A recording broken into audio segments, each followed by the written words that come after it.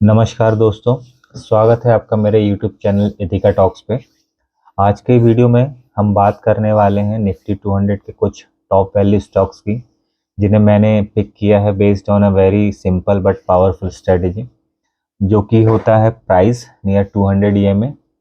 और सेकंड है जो उसका एवरेज 5 ईयर का पी रेशियो है, उसका जो पी है उसका एवरेज 5 ईयर पी रेशियो से नीचे हो। ये स्ट्रेटजी जो है लॉन्ग टर्म इन्वेस्टर को हेल्प करती है एक वैल्यू जोन आइडेंटिफाई करने में, जहां रिस्क कम होता है और अपसाइड पोटेंशियल ज़्यादा होता है। तो चलिए बिना टाइम वेस्ट किए शुरू करते हैं आज का ये वीडियो। सबसे पहले मैं आपको क्विकली बता दूं कि 200 EMA के पास प्राइस होने का मतलब होता है स्टॉक फेयर वैल्यू जोन में आ रहा है। अगर पी 5 साल के एवरेज पी से कम है तो वैल्यूएशन अट्रैक्टिव हो सकता है। इससे पहले मैं निफ्टी 200 का इंडेक्स मैं आपको दिखा देना चाहता हूँ। इसमें आप देख सकते हैं ये जो निफ्टी 200 का इंडेक्स है, इसने लास्ट टाइम यहाँ अपना हाई मारा था 14,800 का, और अभी ये नियर उसी के पास ट्रेड कर रहा है। और एक थोड़ा सा अगर आप इसको चेक करेंगे तो एक ये कप एंड हैंडल टाइप का एक पैटर्न इसमें बना हुआ है। इसमें एक चीज़ थोड़ा सा और कंसिडर करने लायक है, आप अगर देखें इसको तो ये एक कप एंड हैंडल का ब्रेकआउट था और इसको सस्टेन करते हुए अभी आगे जा रहा है। इन फ्यूचर अगर ये एक अच्छा मोमेंटम में आता है तो हमें एक अच्छा अपसाइड मूव इसमें देखने को मिल सकता है। और ये मेरा वीकली चार्ट है, ये 200 EMA का 200 EMA है जो मैंने वीकली चार्ट पे लगा के रखा है, इसलिए आपको थोड़ा नीचे दिख रहा है। ये डेली टाइम फ्रेम पे आपको पास ही में दिखेगा। तो इसमें जो मेरा पहला स्टॉक है ICICI बैंक। ICICI बैंक लेने का ये है इंडिया का टॉप प्राइवेट बैंक। प्राइस इसका 200 EMA के नियर बाय ट्रेड कर रहा है, और जो इसका पी है हिस्टोरिकल एवरेज के नीचे आ चुका है। बैंकिंग सेक्टर एक स्ट्रॉन्ग क्रेडिट ग्रोथ के फेज में आ गया है, और लॉन्ग टर्म इन्वेस्टर के लिए ये एक सॉलिड कंपाउंडर बन सकता है। अभी आप इसका प्राइस देख सकते हैं, 1367 रुपये में ट्रेड कर रहा है। ये वीकली चार्ट है इसका, और ये इसका एक स्ट्रॉन्ग ट्रेंड लाइन बहुत लंबे समय से चला आ रहा है। अगर आप इसको ऐसे कंसिडर करें तो हो सकता है यहाँ से एक अपसाइड मोमेंटम इसको मिल सकता है। अगर आपका जो व्यू है लॉन्ग टर्म है तो आप इस स्टॉक को जरूर अपने पोर्टफोलियो में कंसिडर कर सकते हैं। सेकंड जो मेरा स्टॉक है वो है Tata power. Tata power choose करने का reason renewable plus power distribution, a dual growth story. Valuation थोड़ा कूल ऑफ हुआ है इसका, 200 EMA के पास ट्रेड कर रहा है, और इसका जो एवरेज पी है वो इसका पी से जो 5 ईयर का पी है उसके नीचे ट्रेड कर रहा है, तो ये एक वैल्यू कैंडिडेट बन गया है। तो आप भी इस स्टॉक को एक अच्छे वैल्यू जोन से बाय कर सकते हैं। आप अगर यहाँ से कंसिडर करें तो देखिए एक बहुत अच्छे ट्रेंड लाइन पे सपोर्ट लिया हुआ है इसने अभी, और 200 EMA के ऊपर ही ट्रेड कर रहा है वीकली और डेली के आसपास। डेली में तो 200 EMA के पास में है ये, तो ये एक अच्छा वैल्यू जोन आप इसमें ढूंढ सकते हैं। थर्ड जो स्टॉक है मेरा वो है सिप्ला। सिप्ला मैंने इसलिए चूज़ किया है क्योंकि ये फार्मा सेक्टर का कंसिस्टेंट परफॉर्मर है, प्लस रेगुलेटरी रिस्क इसमें कम होता है। डोमेस्टिक प्लस यूएस मार्केट दोनों स्ट्रांग है।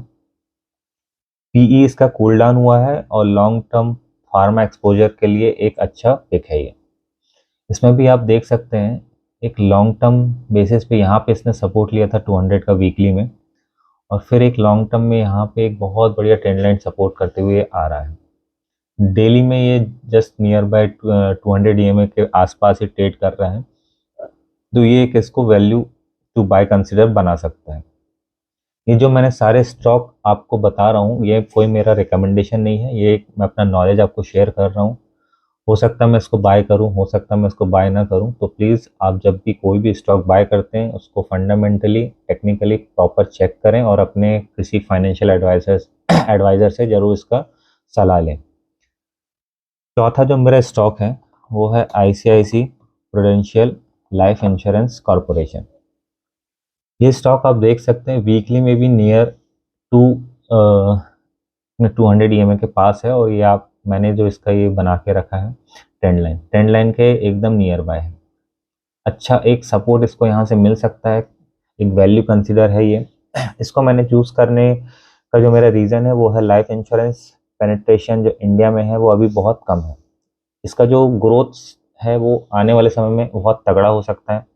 कंपनी के जो मार्जिन है वो इम्प्रूव हुए हैं, वैल्यूएशन इसका कूल ऑफ हुआ है, और जो इंश्योरेंस सेक्टर है लॉन्ग टर्म के लिए एक बहुत अच्छा वैल्यू सेक्टर हो सकता है।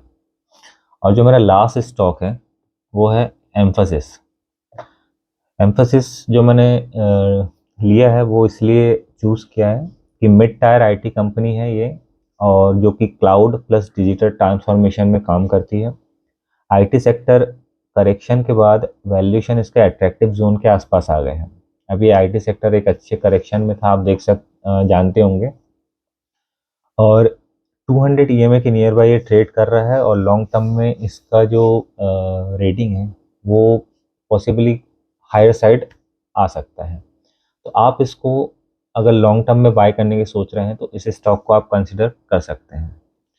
तो ये मेरी जो पूरी स्ट्रैटेजी है दोस्तों, ये मेरी जो एक सिंपल फ्रेमवर्क के पीछे मैंने इसको बनाया हुआ है, जो कि है 200 ईएमए का सपोर्ट जोन, पीई रेशियो इसका जो है 5 ईयर पी रेशियो के नीचे हो, फंडामेंटल थोड़े स्ट्रांग हो, और सेक्टर वाइज इसका पूरा डाइवर्सिफिकेशन हो।